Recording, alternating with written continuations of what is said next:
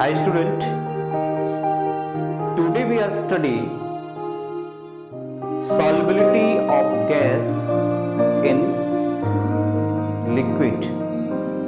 But one things you remember that here solubility is calculated in the term of molality and mole fraction. But आपको पता होगा कि जो solubility में हम लोग मोलैरिटी का टर्म यूज कर रहे हैं, ये मोलैरिटी जो होती है आपकी, ये टेम्परेचर डिपेंडेंट होती है। क्यों? क्योंकि मोलैरिटी इक्वल टू होता है mole of solute upon volume of solution. अब वॉल्यूम क्या होता है? टेम्परेचर डिपेंडेंट है, तो ये जो टर्म आपकी है मोलैरिटी, ये टेम्परेचर डिपेंडेंट टर्म होती है। लेकिन जो मोल फ्रैक्शन होता है, इसका फार्मूला होता है mole of solute upon total mole of solution. तो ये यहां पे मोल की बात की जा रही है, मोल का टेम्परेचर से कोई रिलेशन नहीं होता। तो ये इसका मतलब ये जो मोल फ्रैक्शन है वो टेम्परेचर इंडिपेंडेंट टर्म है। तो हमें ये इंपॉर्टेंट हो जाएगा कि आज मैं जो टर्म आपको पढ़ाने वाला हूं,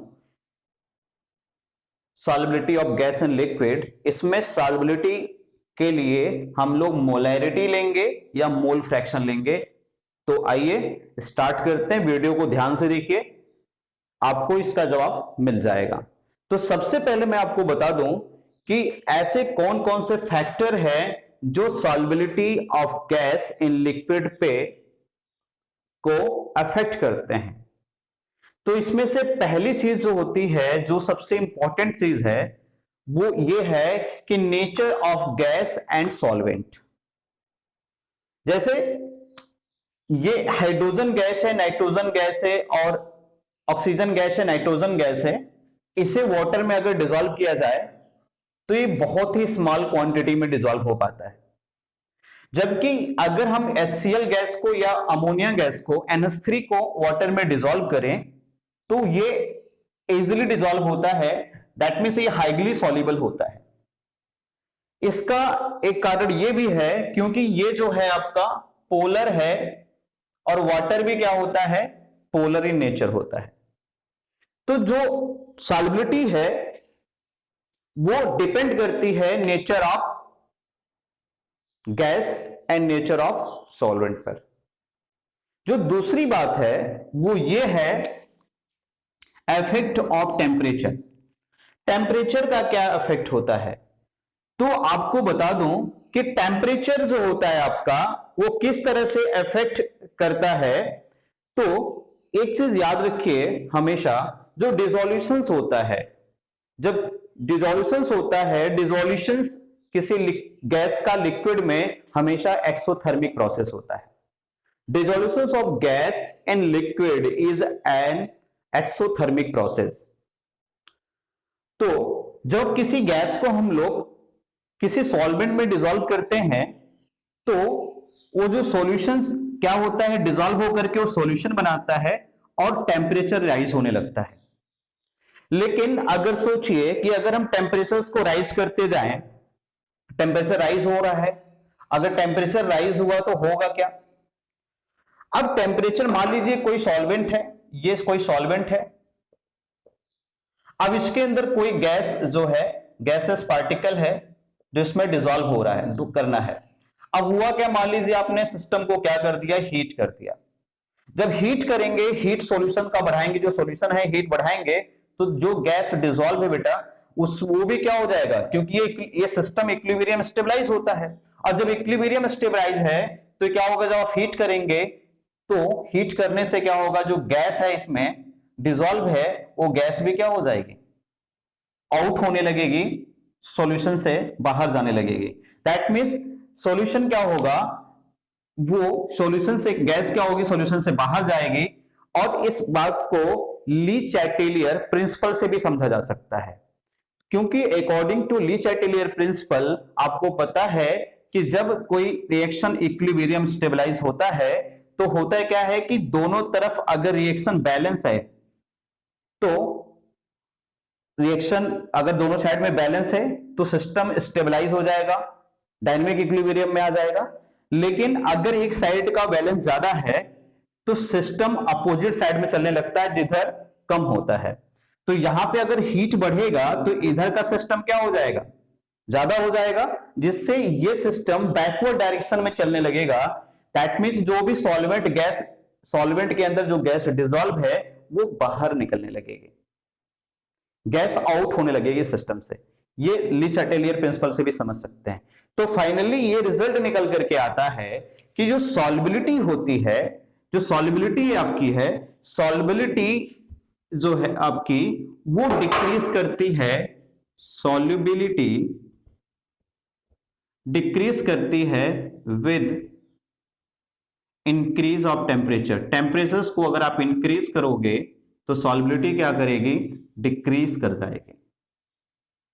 तो टेम्परेचर जितना ज्यादा टेम्परेचर को यहां से रिड्यूस करोगे, टेम्परेचर्स को बाहर कर दोगे, टेम्परेचर कम करोगे, और टेम्परेचर कम करने के लिए सिस्टम को क्या करना पड़ेगा, कूल करना पड़ेगा। जितना टेम्परेचर लो रखेंगे, यानी सिस्टम जितना लो टेम्परेचर पे रहेगा उतनी ही ज्यादा गैस क्या होगी, सॉल्वेंट में डिसॉल्व होगी। दैट मींस सॉल्युबिलिटी उतनी ही ज्यादा होगी। अब आता है हमारा अगला टर्म जो है इफेक्ट ऑफ प्रेशर।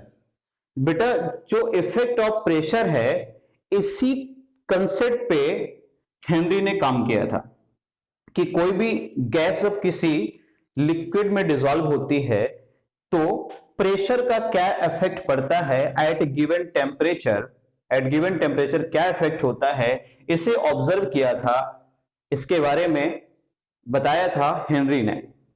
बहुत ही इंपॉर्टेंट कंसेप्ट है ये आपके लिए, जरा ध्यान से समझिएगा। हाँ, यहां पर मैं आपको एक एक्सपेरिमेंट से इसको समझाता हूं। जैसे मान लीजिए आपके पास एक सिस्टम है, जिसमें सिस्टम दिया गया है, इसमें कुछ इस प्रकार से दिया है कि मान लीजिए इस बीकर में लोअर पार्ट पर आपका कोई सॉल्यूशन भरा है, या आप कह सकते हैं कोई लिक्विड भरा हुआ है, कोई लिक्विड दिया है, लिक्विड सॉल्वेंट। तो अब क्या है कि ये गैसें हैं, गैस है, किसी टेम्परेचर और प्रेशर पे जो गैस प्रेजेंट है, यहाँ पे किसी टेम्परेचर प्रेशर पे यहाँ पे कुछ गैसें प्रेजेंट हैं। लेकिन ये जो सिस्टम है इस समय ये इक्विलिब्रियम स्टेबलाइज है। एज्यूम कर लेते हैं सिस्टम इक्विलिब्रियम स्टेबलाइज है। अगर सिस्टम इक्विलिब्रियम स्टेबलाइज है तो होगा क्या, तो यहां पे क्या होगा कि कोई भी गैस पार्टिकल जो है सॉल्यूशन में डिसॉल्व होगी, उतने ही पार्टिकल बाहर आ जाएंगे। दैट मींस सॉल्युबिलिटी बिल्कुल नहीं होगी, गैसें बिल्कुल डिसॉल्व नहीं होंगी। तो जब गैस यहां पे डिसॉल्व नहीं हो रही थी तो किया क्या गया, इसके ऊपर थोड़ा और भी भारी चीजें रखी गई। आप देख सकते हैं यहां पे पहले सिंगल रखा गया था, अब यहां पे तीन तीन भारी चीजों को रख दिया गया। जब इस पे और भी ज्यादा भार दिया गया तो इससे क्या हो गया कि ये गैस जो है कंप्रेस हो गई, और जब गैस कंप्रेस हो गई तो गैस कंप्रेस होकर के स्मॉलर वॉल्यूम में जाके एडजस्ट हो गई। अब जब गैस स्मॉलर वॉल्यूम में एडजस्ट हो गई तो कह सकते हैं कि जो पर यूनिट वॉल्यूम था उसके अंदर जो गैसेस मॉलिक्यूल थे उसकी कंसंट्रेशन बढ़ गई। जब गैसेस मॉलिक्यूल का कंसंट्रेशन स्मॉलर वॉल्यूम में हाई हो गया तो due to high concentration gas क्या करने लगी, इस सॉल्यूशन के सरफेस को हीट करना शुरू कर दिया, और फाइनली क्या हो गए, सरफेस को हीट करना शुरू किया, स्ट्रेकिंग करना शुरू कर दिया, और फाइनली इसके अंदर गैस जो है वो डिसॉल्व होने लगी। तो इन सब चीजों से हम एक फाइनली एक कंसेप्ट निकल के आता है, कंसेप्ट ये निकल के आता है कि इसका मतलब कि सॉल्युबिलिटी जो होती है, सॉल्युबिलिटी अगर आपको इंक्रीज करनी है तो आपको क्या करना पड़ेगा, प्रेशर को भी इंक्रीज करना पड़ेगा। Solubility increase with increase the pressure. अगर किसी सिस्टम का प्रेशर बढ़ाओगे तो सॉल्युबिलिटी इंक्रीज करेगी एट द गिवन टेम्परेचर। किस टेम्परेचर हमें क्या करना चाहिए, हमेशा लो रखना चाहिए और प्रेशर को बढ़ाना चाहिए। अगर आप टेम्परेचर लो रखोगे, एट द फिक्स टेम्परेचर कर लीजिए, लो टेम्परेचर पे ला करके उसको फिक्स कर दीजिए, तो उसके बाद क्या होगा कि आप जैसे जैसे प्रेशर को बढ़ाते जाएंगे वॉल्यूम क्या होगा, घटता जाएगा, कंसंट्रेशन बढ़ती जाएगी गैस की, और गैस इजिली क्या होगा, सॉल्यूशन में डिसॉल्व हो जाएगी।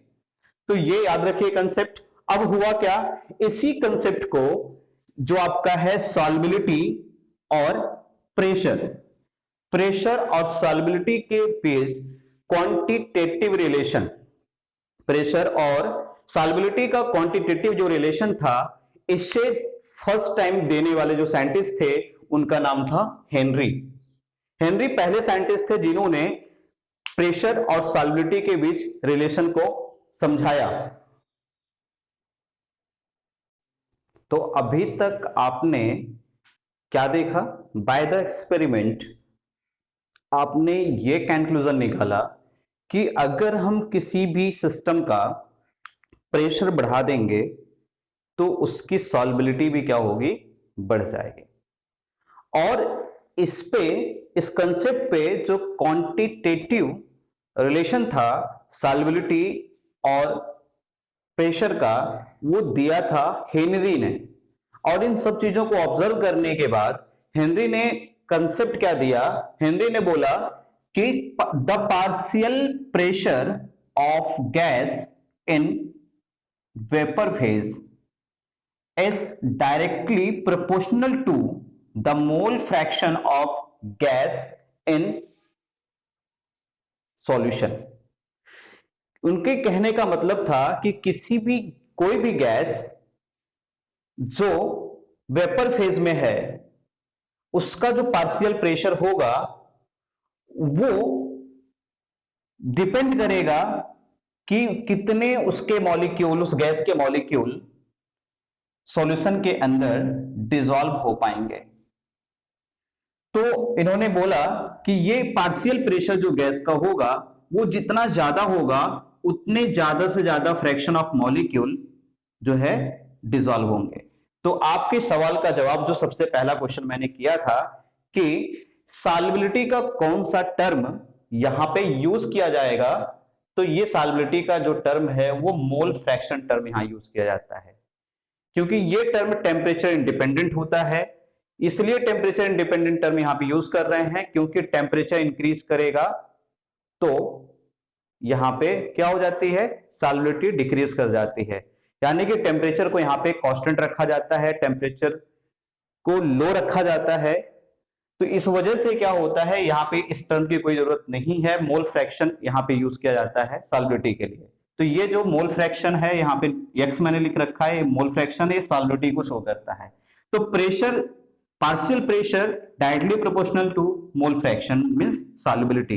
प्रेशर जितना ज्यादा होगा, कंप्रेस जितना ज्यादा करेंगे आप, सॉल्युबिलिटी उतनी ही ज्यादा होगी। अब इसको इन्होंने इस तरह से भी रिलेट किया कि P equal to partial pressure equal to KH into x लिखा। अब जो KH था, ये KH है आपका, इसे बोलते हैं हेनरीज कांस्टेंट कहते हैं। ये हेनरी कांस्टेंट है। और इसमें जो x है, इसमें जो x आपको दिख रहा है ये मोल फ्रैक्शन है। और किसका मोल फ्रैक्शन है? तो आपको बता दूं, ये मोल फ्रैक्शन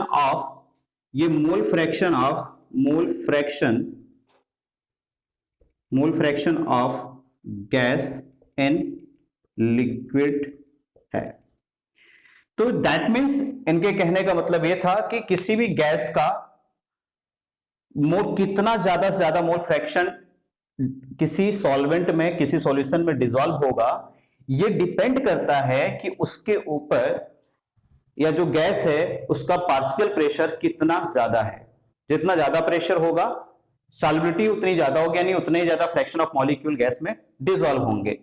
तो अब इसमें हेनरी का ये जो लॉ है ये मैंने आपको समझा दिया।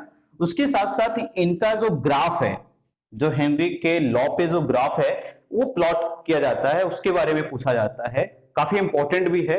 आइए मैं आपको समझाता हूं। अब देखिए, ग्राफ प्लॉट करने के लिए, हेनरी का ग्राफ प्लॉट करने के लिए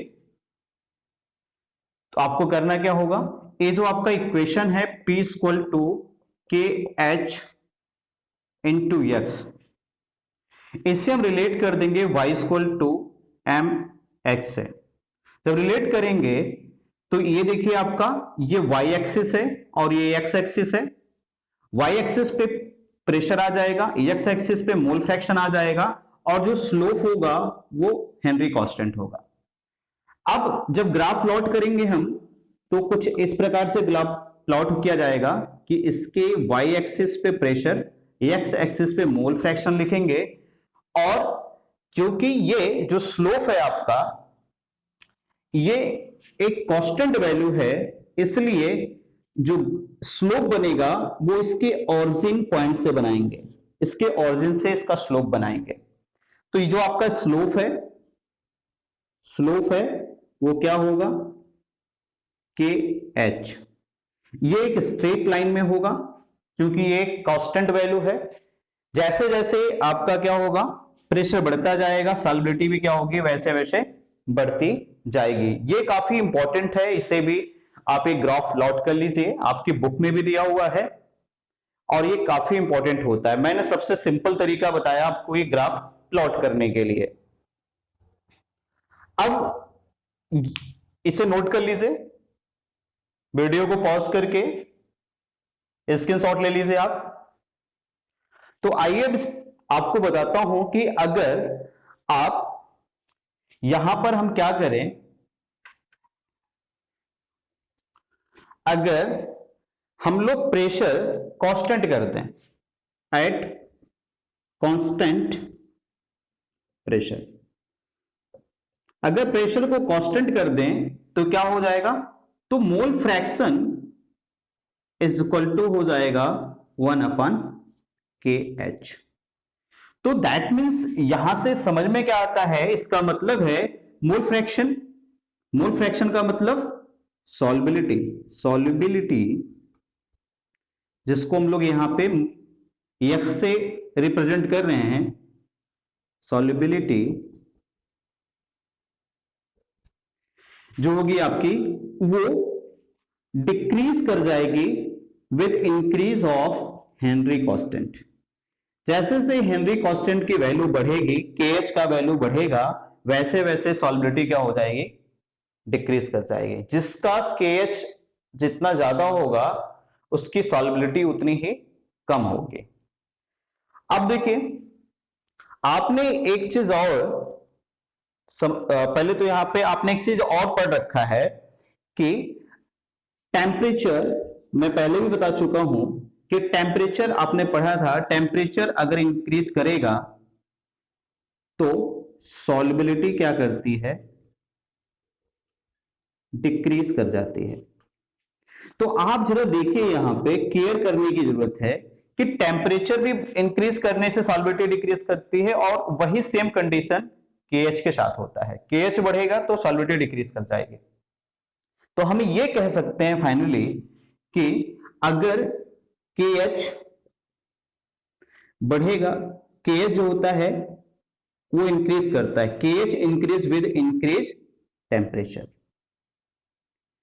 तो याद रखिए, किसी भी सिस्टम का, किसी भी सिस्टम में किसी भी गैस के लिए जब हम किसी गैस को डिसॉल्व करते हैं तो जितना ज्यादा ज्यादा अगर हम टेम्परेचर उसका रखेंगे, टेम्परेचर जितना ज्यादा करते जाएंगे, उसका हेनरी कांस्टेंट जो होगा वो क्या करता है, वो भी बढ़ने लगता है।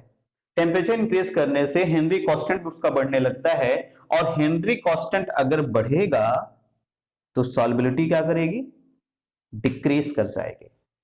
तो सॉल्युबिलिटी क्या करती है, डिक्रीज कर जाती है विद इंक्रीज ऑफ टेम्परेचर। ये फाइनल रिजल्ट हमारा निकल के आता है। तो हम ये कह सकते हैं कि सॉल्युबिलिटी हमारी टेम्परेचर इंक्रीज करने से डिक्रीज कर जाती है। ये प्रूफ हो गए यहां पे, जो पहले हम लोग समझ रहे थे। तो अब देखिए, इसका एक रीजन भी है, एक रीजन भी समझा देता हूं आपको। इसी कारण से आपका जो एक्वेटिक, जो भी एनिमल्स वगैरह होते हैं, एक्वेटिक स्पीसीज होते हैं, वो कोल्ड वाटर में काफी कंफर्ट लाइफ सरवाइव कर पाते हैं, क्योंकि कोल्ड वाटर में ऑक्सीजन ज्यादा से ज्यादा डिसॉल्व हो जाता है। लेकिन जो वार्म वाटर होता है उसमें एक्वेटिक एनिमल्स अनकंफर्ट फील करते हैं। क्यों करते हैं, क्योंकि हॉट वाटर में ऑक्सीजन ज्यादा डिसॉल्व नहीं हो पाता, वार्म वाटर में ऑक्सीजन डिसॉल्व नहीं हो पाता।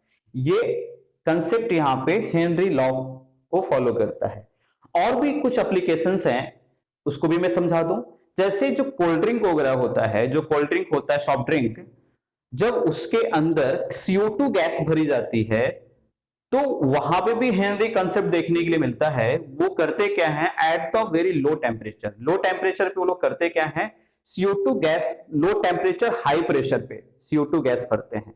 जिससे क्या होता है, टेम्परेचर लो रहेगा तो सॉल्बिलिटी क्या होगी, बढ़ेगी। और दूसरा तरीका है सॉल्बिलिटी और भी ज्यादा बढ़ जाए, इसके लिए वो क्या करते हैं, प्रेशर हाई कर देते हैं, जिससे इजिली CO2 गैस जो है सॉल्वेंट में डिसॉल्व हो जाती है। तो अब आपका जो है सेम यही कंसेप्ट आपकी एनसीईआरटी बुक जो है, एनसीईआरटी बुक के जो टेबल, एनसीईआरटी बुक में आपका टेबल दिया हुआ है 2.2 टेबल में भी आप देख सकते हैं। ये आपके बुक में दिखा रहा है कि जो ऑक्सीजन गैस है 293 केल्विन के टेम्परेचर पर इसका जो KH वैल्यू है वो आपका 34.86 है, और जबकि O2 का 303 केल्विन के टेम्परेचर पर जो इसका KH वैल्यू है वो है 46.82 है। तो आप देख रहे हैं कि टेम्परेचर बढ़ गया तो क्या हुआ, KH वैल्यू भी बढ़ी। तो आप कह सकते हैं कि इसका मतलब है एट 293 केल्विन टेम्परेचर, मतलब 20 डिग्री सेल्सियस के टेम्परेचर पे ऑक्सीजन गैस ज्यादा डिसॉल्व होगी, क्योंकि इस यहां पे KH की वैल्यू कम है। At 303 kelvin, that means 30 degree Celsius पे जो ऑक्सीजन गैस है वो कम डिसॉल्व हो पाएगी, यानी कि इस टेम्परेचर पे एक्वेटिक जो एनिमल्स हैं वो अनकंफर्ट फील करते हैं। अब देखिए जो हेनरिक का जो लॉ है, ये लॉ तो बहुत परफेक्ट लॉ है, काफी यूजफुल लॉ है, लेकिन इसमें कुछ जो है ड्रॉबैक भी है, कुछ लिमिटेशंस हैं, बहुत कम लिमिटेशंस देखने के लिए मिलते हैं, लेकिन मैं आपको समझाऊंगा यहां पे। कुछ लिमिटेशंस ये हैं कि जैसे मान लीजिए कि अगर आप क्या करते हैं, अमोनिया को वाटर में डिसॉल्व करते हैं। जब अमोनिया को वाटर में आप डिसॉल्व करेंगे तो ये करता क्या है, अमोनिया वाटर में डिसॉल्व होने के बाद ये NH4OH का फॉर्मेशन कर लेता है, NH4OH बना लेता है। अब क्योंकि NH4OH बना लिया, यानी कि ये एक कंपाउंड का फॉर्मेशन कर लेता है, यानी कि ये कोई मिक्सचर या सॉल्यूशन नहीं बनता, बल्कि ये कंपाउंड बना लेता है। तो यहां पे हेनरी लॉ काम नहीं करता, हेनरी लॉ फेल हो जाता है इस चीज को समझाने में। मतलब ये रिएक्शन, वहां पे सॉल्यूशंस की बात हो रही, जबकि यहां पे प्योर कंपाउंड बन जा रहा है। और दूसरा है कि जब हम HCl को, HCl जो है, HCl गैस को अगर हम क्या करें, किसी एक्वा सॉल्यूशन में वाटर में डिसॉल्व कर दें, तो ये क्या हो जाता है, ये H+ और Cl- में ब्रेक कर जाता है। मतलब ये सॉल्यूशन बनने की बजाय ये अपने आयंस में क्या होता है, पॉजिटिव और नेगेटिव आयन में डिसोसिएट हो जाते हैं। यहां पे भी हेनरी लॉ वर्क नहीं करता। तो बेटा ओवरऑल मैंने आपको पूरा का पूरा हेनरी लॉ बहुत अच्छे तरीके से समझा दिया है। तो आप इस वीडियो को और भी फ्रेंड तक शेयर करो। आप लोग सबसे ज्यादा तकलीफ वाला काम यही करते हो, वीडियो पूरा देख लेते हो लेकिन दूसरों को शेयर नहीं करते। Please help your friend, share this video. Thank you.